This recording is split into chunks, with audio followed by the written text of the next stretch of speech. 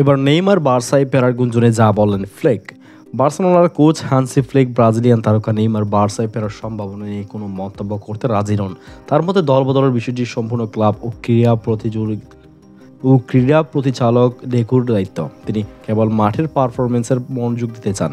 এটা আমার কাজ নয়। বেনফিকার বিপক্ষে চ্যাম্পিয়ন লিগ ম্যাচের আগে এক সংবাদ সম্মেলনে স্পষ্ট জানিয়ে দিয়েছেন ফ্লেক।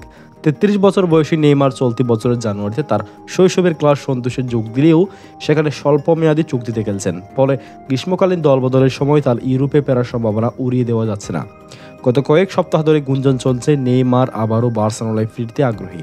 2017 সালের record 222 million euro Paris Saint Germain পিএসজিতে যোগ দেওয়া ব্রাজিলিয়ান ফরওয়ার্ড বর্তমানে 2026 বিশ্বকাপকে সামনে রেখে নিজেকে প্রস্তুত করছেন।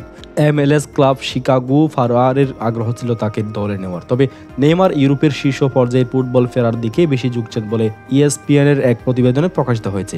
বার্সার কোচ ফ্লিক আপাতত নেইমারের সম্ভাব্য প্রত্যাবর্তন নিয়ে চিন্তিত নয়, বরং চ্যাম্পিয়ন লিগে বেনফিকার বিপক্ষে গুরুত্বপূর্ণ ম্যাচে গিয়ে তার মনোযোগ।